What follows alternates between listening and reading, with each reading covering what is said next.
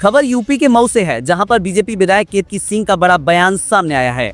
बता दें कि बीजेपी विधायक केतकी सिंह ने मऊ के एक निजी संस्थान में छात्राओं के बीच पहुंचकर वन नेशन वन इलेक्शन की खुलकर वकालत की। उन्होंने कहा कि इस विचार से देश की संसदीय प्रक्रिया और भी अधिक सुदृढ़ होगी। आर्थिक रूप से आपके टैक्स में जाने वाले रूपों की बचत होगी, साथ में विकास को भी बल मिलेगा।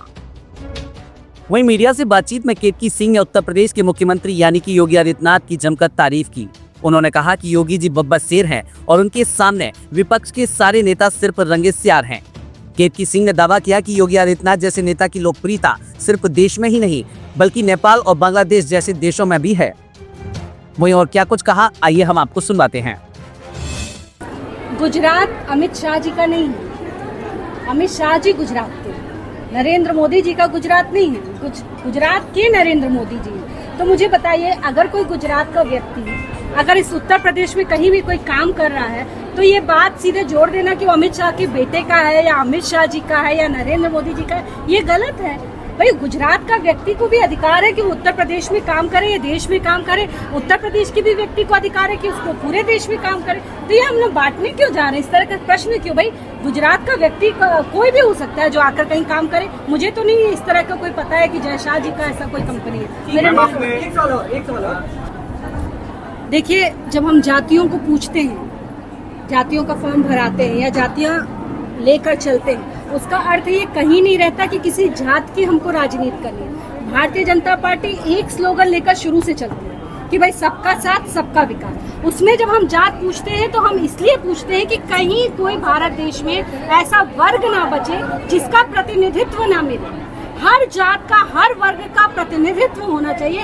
इस वजह से भारतीय जनता पार्टी सबको साथ लेकर चलेगी। नहीं, अन्य पार्टियां क्या काम करती हैं? भाई आप, मैंने अभी एक छोटा सा उदाहरण दिया कि समाजवादी पार्टी की जब सरकार हुआ करती थी तो 75 जिलों में से 72 जिलों में किसी एक जात विशेष के डीएम हुआ करते थे।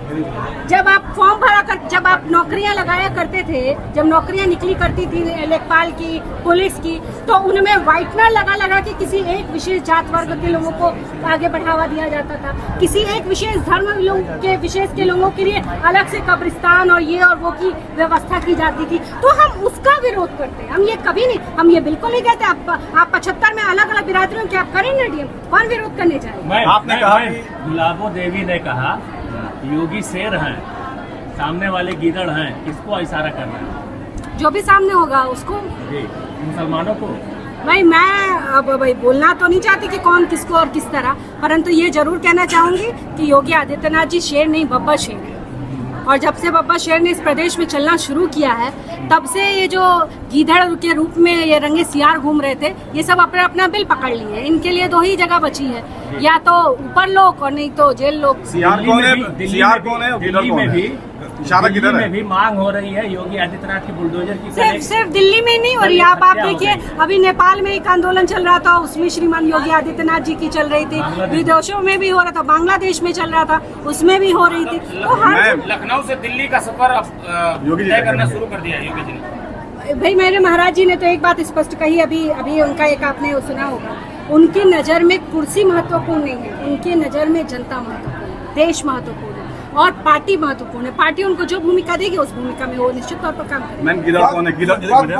बिल संशोधन को लेकर विरोध प्रदर्शन हो रहा है, लेकिन बंगाल में हुई हिंसा पर अभी तक जो विपक्षी पार्टी उनका कोई, यही तो दोहरा चरित्र, मैं यही तो अपने देशवासियों को कहती हूँ कि ये देखने की आवश्यकता है कि इतना दोहरा चरित्र कैसे। जो रोहिंग्या भारत देश में आकर बसे हैं वो बांग्लादेश के मुसलमान भी नहीं है, मैं आपको बताती हूँ, ये रोहिंग्या हैं जो बांग्लादेश से आए हैं। ये सीमा पार करके आके और बंगाल को जला रहे हैं और उसमें ये विपक्ष पार्टियां अपनी राजनीति की रोटी सेकने के लिए, अपने वोट बैंक को बचाने के लिए, एक विशेष समुदाय को ये मैसेज देने के लिए कि नहीं हम तुम्हारे बाप दादा हैं, ये मैसेज देने के लिए पूरे बंगाल को जलने दे रहे हैं। ये शर्म की बात है और इस पर केंद्र सरकार को जल्दी से जल्दी कोई ना कोई एक्शन लेना चाहिए और बंगाल में राष्ट्रपति शासन लागू करना चाहिए। भाजपा हिंदू मुसलमान की बात नहीं करती, भाजपा हिंदू की बात नहीं करती, लेकिन आपने कहा कि मुस्लिमों के लिए एक अलग वार्ड होना चाहिए, इसको कैसे देखा जाए? देखिए, मैंने ये कहा था कि मुस्लिम जो चाहते हैं,